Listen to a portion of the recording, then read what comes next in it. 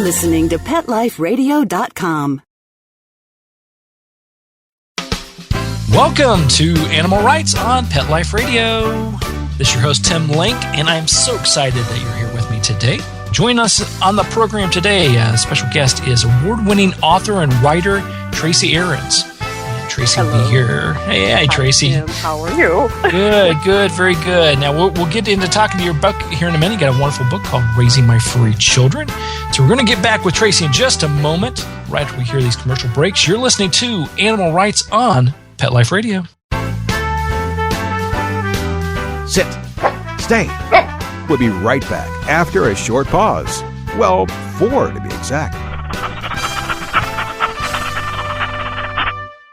Petco, where the pets go. Petco, where the pets go. Pet Life Radio has tail-wagging, fur-flying, fabulous deals for our listeners from Petco. Get $6 off your order of $60 or more and up to 40% off the entire Petco site. That's right. But that's not all. Because you're a Pet Life Radio listener, you'll also get free shipping on your order of $49 or more. $6 off, up to 40% off, and free shipping from Pet Life Radio and Petco. To get these awesome deals, go to PetcoDeals.com. That's PetcoDeals.com. Petco, where the pets go.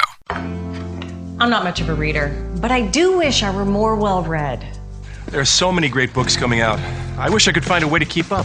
Audible.com makes it easy to stay well informed and catch up on your reading simply by listening. Audiobooks from Audible turn downtime into uptime. You'll be more productive and become well read. Now I'm able to catch up on all the great books I've been wanting to read. With Audible, I feel smarter. Pet Life Radio listeners, try Audible.com now and get your first 30 days of Audible Listener Gold membership plan free. And get a free audiobook. Choose from over 100,000 titles. To get this great deal, go to audibledeals.com. That's audibledeals.com.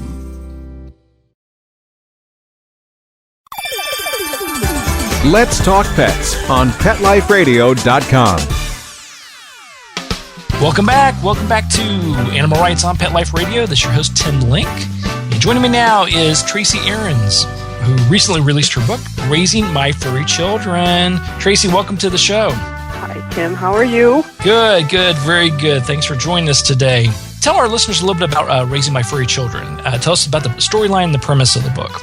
Well, for years as soon as I adopted my Brittany Spaniel, he was 3 months old, and I started to write down tidbits of things that he would do. I'd write little notes to myself, such as half a pack of gum, or that he licked the cake that I had left out on the sink, and things like that. I would keep notes to myself. And being a writer, I started to put them together in little essays, maybe Irma Bombeck-length type of essays. And I would share these stories with friends, fellow pet owners, and we were always laughing about them, and they would share their stories with me. So I continued to write more of them based on my Brittany at the time and my cats that I had. I had 2 cats at first, and then I had 3, and then towards the end of my Brittany's life, I had 4 right before he passed away. But I would write stories about all of them, and I started to ask different publications if they would be interested in maybe running them. And I found homes for a few of the stories, and they would run regularly. And I just kept collecting the stories in a book. And sometime later, obviously my Brittany Spaniel, he passed away in 2007. I decided that I would put them all together into a book form, and I would help American Brittany Rescue by donating a portion of the proceeds to Brittany Rescue because of him, because of my Brittany Speckles, because he was so funny, and he'd always have me laughing, and at the same time he was just a sweetheart. I had fostered a couple of Brittany Spaniels after he passed away through American Brittany Rescue, and that's how I became acquainted with them, and I wanted to help them out because of all the Brittany's, obviously, that are homeless like many other animals out there. And that's how it came together. I wove it together with a beginning based on something that had happened at a local animal shelter here. It's our animal control facility, and they had 2 cats that were left outside in a box, cardboard box, out front of the shelter one morning. And there was a note on it from the owner as to why the cats were left, and it was it touched on personal things about these cats that no one else would have ever known if the owner hadn't shared it, such as that the one cat liked to be vacuumed and that the other cat liked to eat mozzarella cheese from Aldi. I mean, these little particular things that showed the personality of these cats that had to be abandoned because the owner had said that they were dying and they were not able to take care of their cats anymore and they didn't know what to do. It sums up the fact that what I had been thinking for so long is that they are like our furry children, and they are my children. And today I have another dog that's a mixed breed. I have 3 cats. 2 of the cats in the book that I talk about I still have, and I have one that I've adopted now. When you go to shelters, a lot of times they'll ask you about an animal. If you have to give an animal up, they will ask you about that animal's personality and what they like and what they do not like. And one of the things I remember our shelter would ask is, what else can you tell us about your pet? And I thought to myself, I'd never be able to sum it up on a couple of lines on a piece of paper. There's just no way I could, because the more we stick with them and play with them and interact with them and study them, they all have these little biographies, and they're just like little, to me, it's like a person's life. It's a little encapsulated life of what they love, what their behavior. I think you probably understand. I read about what you do and trying to unite pets with their owners, and I think you probably can relate to that fact, and most of us can, that they all have their own little personality.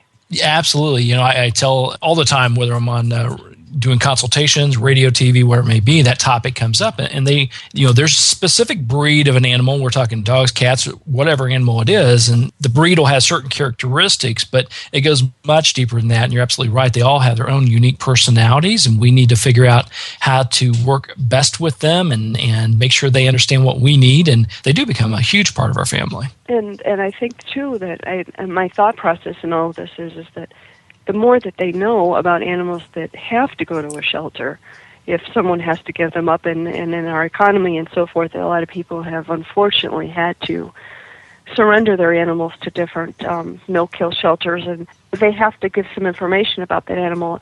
The more that a shelter knows, the quicker a lot of times they can place it. Otherwise, the animals, if you can get them into foster care, you can learn about their behavior and what they like and they do not like, and if they like other cats and so forth.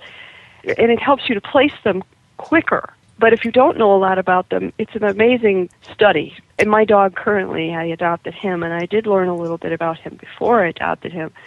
But he has a great deal of separation anxiety and anxiety over different issues. And I've had to work with him and learn him. He's had to teach me about himself, and I've had to show him that I'm not leaving him like so many people had abandoned him before I came to know him. And he has his own little story, and I think there's a lot about him I don't know, because I don't have anything based on what he's been through. Yeah, I think there's a couple of real important points there. Is the fact that, first of all, if you have an animal that you can no longer take care of due to whatever situation you have, whether it's financial or you're moving or whatever it may be, there are options. There are rescue organizations that will help you with the bills in some cases. They'll allow you to become a foster of your own animal until they can find the right and perfect home for them. So. Great. Yeah, so I think there's a lot of options out there. We just need to continue to educate the people. And I think the second thing, what you had mentioned, is absolutely true, because I get asked more than anything. I do a lot of work with rescue organizations and a former president of a no-kill shelter here in Georgia. And that's one thing I get asked the most. I've got a dog that I rescued.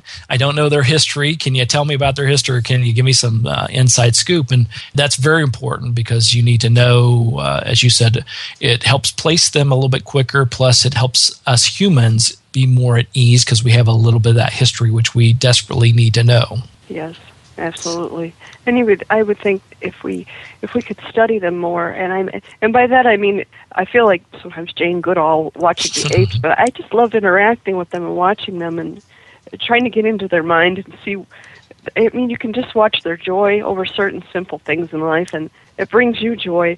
You learn their behavior and their every move if you're able to interact with them. I suppose it's just like, I don't have human children, but I'm sure it's just like with a child. You learn their behavior. You do. I would think. Yeah, it's always fascinating, and I think there's great life lessons we learn from them, and just the having simple pleasure of everyday things. And I applaud you for how you went about putting everything together, because recently I lost my furry boy Buzz. He was the last of the Buzz and Woody pair, and my wife and I, we spent probably 2 weeks constantly thinking of all the great things that they used to do, and we finally wrote most of them down and put them into a document where we can write stories, or at least have a remembrance of them. But there's still ongoing things that we'd sort of forgot over the past 7, 8, 9 years. So I think it's important and a great study in the fact that you wrote them as you saw them, so you had a nice collection of stories, but you also had a nice memory portfolio in front of you. And you know what, Tim, when you go back, if I go back and I look at the book, and when I was putting it together,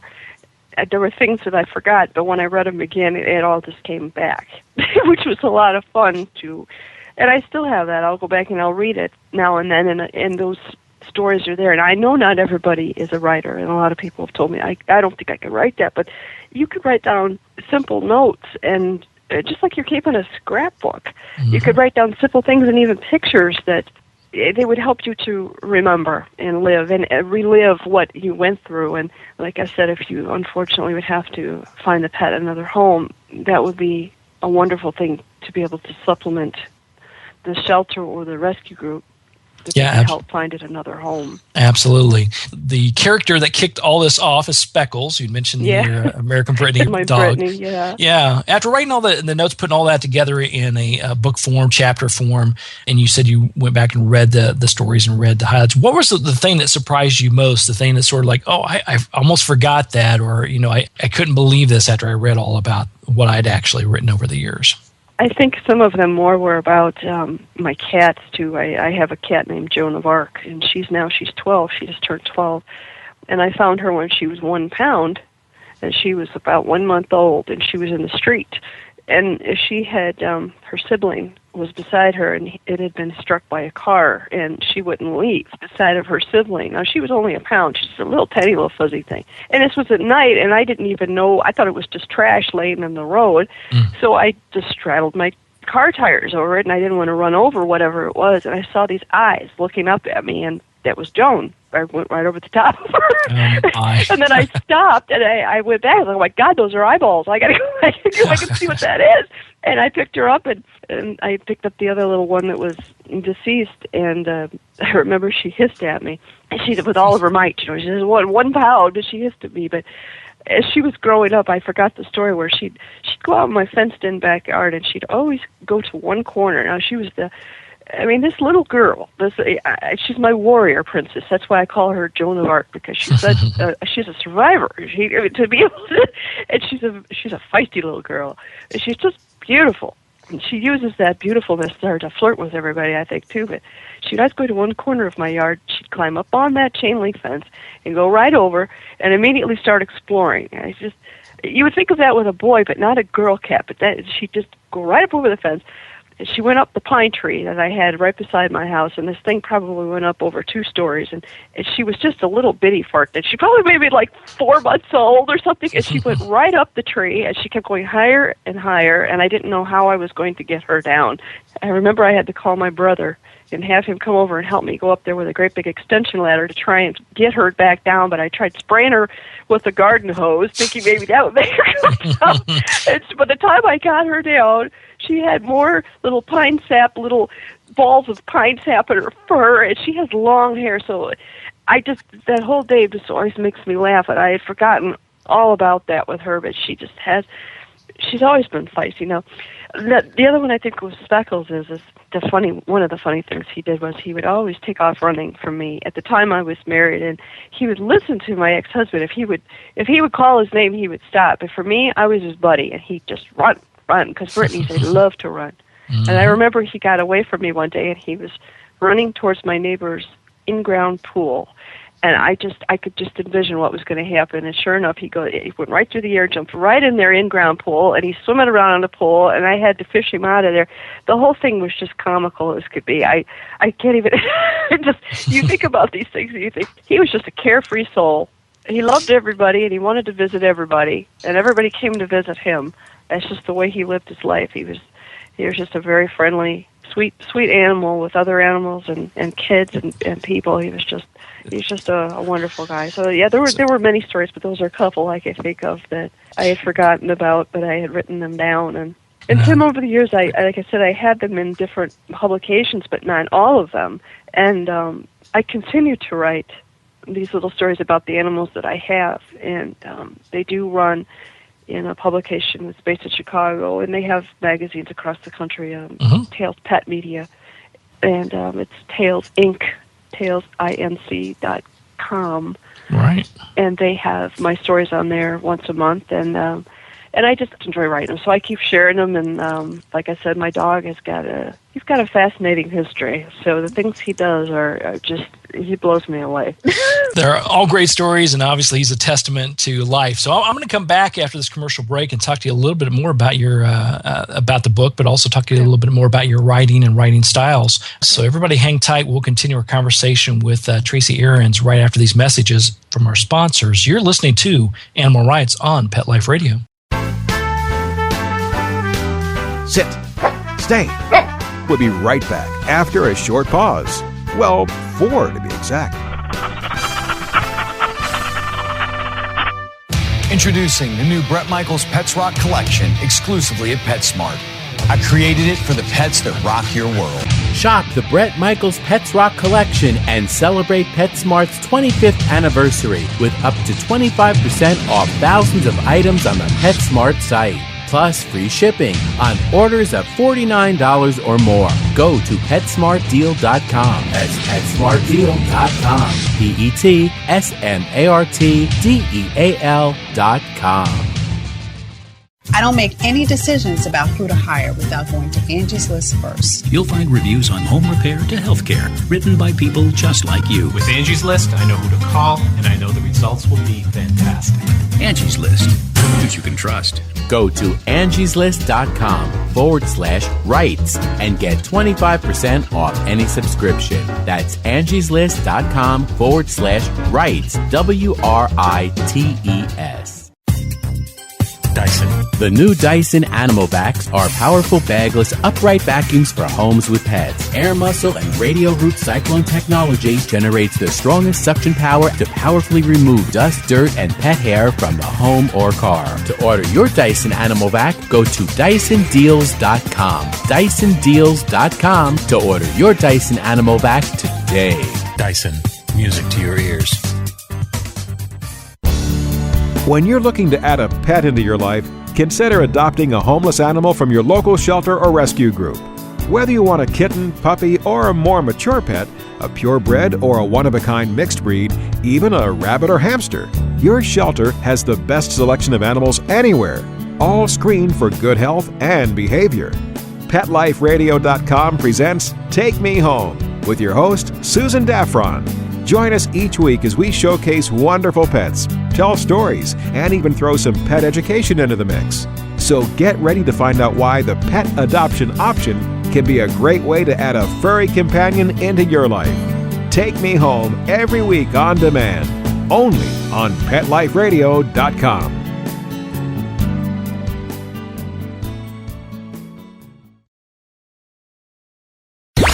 Let's talk pets. Let's talk pets On Pet Life Radio. Pet Life Radio. PetLifeRadio.com.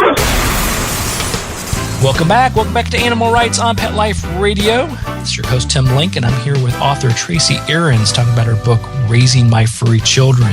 Now, Tracy, with the book, if you had to, after the readers read the book, what would be the one walk-away piece you would want them to get out of from reading the book? I would think probably the closing. In closing the book, I mentioned how I lost 3 of the animals that I talk about in the very look back, and like I have, reflect on those funny and sometimes serious moments that I shared with them all the way up until that last minute when I had to say goodbye to them.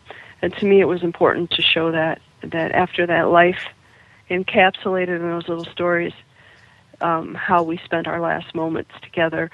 And I would hope that it helps firm up a bond between the people and the pets that they have. If it's not already there, which I'm sure it is if they're a pet lover, but maybe it'll help people become closer to their pets and start to watch them more closely and just soak up the fun times and the serious times that you share together. It was hard for me to relive all those things in the closings that I'm sure I shared the book with you, and I'm sure you read, because a couple of the situations were pretty traumatic when I lost my pets, and you know, their lives are short. Yes. We don't get blessed with a lengthy time with them, so I think in that aspect they're a gift to us too, because we need to soak all of it up as fast as we can and enjoy every moment that we have, because you never know. You just never know when it's going to be over. The same thing goes with people in your life. And I would hope the people, they read to the end of it, and hopefully they'll feel that connection too with their pet, that closeness. Yeah, and I think you did a great job with the book. Is, you know, overall, and the stories are great. They're funny. They're interesting. I think they're very relatable. And then with the closing, obviously, I think anyone that's lost a pet has gone through that, and it's good to actually part of that mending process, part of that healing process, to hear those stories and to see how other people heal over time. Yeah. How long have you been writing about animals in general? I probably started shortly after I started out of college writing for a newspaper. I had found the publication in Chicago called the Pet Times. They had a newspaper in Chicago. It was, of course, about pets and shelters and so forth there. And I had found out that they had started, and that's where I started sharing my columns at the time. So I always had that outlet, and for the publication I wrote for a daily newspaper in my hometown of Kankakee, Illinois, which is just south of Chicago, about an hour. We started to have a weekly pet page per se, and a special section once a year for Be Kind to Animals Week. And I just always shared and liked putting that together because of my love for the animals. And then when I adopted my dog Speckles, I of course started writing about him and my pets at that time, just privately. And so I would think it would stem back to there, that when I started, and I've been writing since professionally since about '92, I think now. It's been a good 20 years that I've been writing for newspapers and magazines and the like. That's great. And you mentioned earlier you have a regular articles and writing on the Tells Media pet media group at tellsinc.com. Yeah. I continue to share the stories about my current pets there and pictures of them. And it's a lot of fun. And the feedback that I get from people is what I love, because they'll tell me stories about what their pets have done, or they'll just write back in a simple thing and say, "That's a cool dog." You know, and to me, that's like, oh yeah, he's. I just hope that other people are able to connect and to feel maybe somewhat of what I feel, and hopefully be closer to animals in general. I don't know. I just love them, because I've just always been around animals since I was a child, and I actually was going to be a veterinarian. That was my thought when I was younger, and I changed majors right after I started college, and I became an English major, and I still have been able to help animals and people in that regard with my writing, and I do volunteer work with animal organizations here in town, humane organizations. They're usually mostly fundraising, or if they need me to write something, I will write something for newsletters or the like. But I try to help in that regard as much as I possibly can. Yeah, continue to help those animals in different fashions. Well, let me ask you then, as far as writing for an online magazine or a newspaper, what are the differences or nuances in doing that compared to trying to put together stories for a book? You know, the ones that I write online, I've been blessed with the fact that I can write them individually, like a column, as like I said, an Irma Bombeck length type of a piece. But when you put them all in the book, you need to weave it together in some way so that it's going to be cohesive. And that was the challenge with the book, is how would I put all these together so that they would be cohesive. I had to emphasize in the beginning what it all inspired this, but we decided between my publisher at Weaving Dreams Publishing and myself to put them into groups. So when you read the book, you're going to read about Speckles, my dog. I will put together, I have an introduction about how we met, and a portrait, because I'm also an artist and I've drawn a lot of pet portraits. So I have his portrait that I drew when he was 3 months old, and how we met, and then his stories. Then I put my cat's stories together with each of their individual portraits and how we met, and then their stories, and then I put together ones that were about all of them together at the end, and then of course the closing. So I needed to put it all together, Tim. I think you've written quite a few publications, haven't you? Yeah, I'm reading about you. Thank you. I appreciate that. Yeah, I've published before, and we're working on the next book. And I write frequently for online and print magazines. And yeah, I always like to hear different writers' viewpoints of that, because there are some similarities, but it's not as similar as what you think. And yeah, but trying to put it together. You have to have that cohesive flow in some way that, and I wanted it to be able to, so that people could go back if they remembered a story and they wanted to share it with somebody else just for fun, or say, oh, you got to read this near, because it's just like Spot or whoever. They could just open up and say, this is about the dog, this was about the cats, and I'm hoping that people do it. I hope that people read it and they laugh and they're able to share it with someone else, to say, oh God, that reminds me of my cat, or that explains why my cat doesn't and I'm not alone, type of a thought. Mm-hmm. Because I still share these stories with people I work with and just people I meet when I go to the humane functions that I attend, and we just share stories and they just start flowing. And you probably know what I mean. People start laughing and they're shaking like they're shaking a dog toy and things like that. Yeah, exactly. Which just always cracks me up, because people say, what is wrong with you people? Well, I'm just talking about my dog. It's a great commonality. It's a great putting everybody on the same level, because no matter who you meet, I've had opportunities to interview and talk to celebrities, TV, movies, books, and you name it. And your personalities and traits and things, your experiences may be slightly different. But boy, if you mention you've got a dog or a cat or a bird or a fish, they've had one, all of a sudden it puts you on the same playing field. Yeah, and you're able to open up and just start talking about these things and I'm sure it's the same with people that have human children. They can just start talking about what their kids do, and this is what I know too. I mean, I just love being with them and watching them and drawing them. I feel a connection when I draw a portrait too, so that's why I decided I'd put them all in this book, so that it was a tribute to the animals that I had met, or animals that good friends of mine have had, that they would be able to have those in there and show people how many animals that I've known over the years. That's just a handful that's in there, but I continue to draw more, and I hope to put together another book someday, pretty much based on these guys that I have now, and my dog Trucker, who I mentioned before. He has quite a history of being abandoned, and he's been through a lot. And I'll just tell you that my current dog, when he was a puppy, was thrown out of a semi-truck, and his wife's name is Trucker, because the first people that had him, after they rescued him, named him Trucker. But that's how his life started. So he's been through some crazy things in his life, and he met me, and like I've written in a recent column, he laid on my lap in a pet store and he sighed. He just let out a big sigh and just melted in my lap. And it was the most relaxed and coachable he seemed to have been in months since he had been at the shelter, and no one wanted him based on his anxiety, and I couldn't let him go. It was like he told me, I'm home. Absolutely. I'm yours. Sigh of relief, you're finally home. You know what, I'm sure people that listen to this will understand that. There's just some that you meet and they just, you know it's meant to be. They're supposed to be with you. And I had waited 2 years before I brought another dog full-time into my house after Speckles passed away, and that's how Trucker came into my life. And he's a special. I call him Trucker Josiah, Tim, because Josiah is a name that came to me in a dream, and I did not know why, but I looked it up, and it's a biblical name, as many of you probably know, and it means saved by God. And so his name is Trucker Josiah, because he truly has been saved many, many times, believe me, from the stories that I've heard and know about him. He's been saved many, many times. So. I love that. That's great. That's great. Wonderful. Congratulations once again. The book's called Raising My Furry Children. Tracy did a great job with it. Where can people find out more about you and the book? They can go to my website, and they can go to Raising My Furry Children, and I have it at .weebly.com. That's WEEBLY.com. That's raisingmyfurrychildren.weebly.com.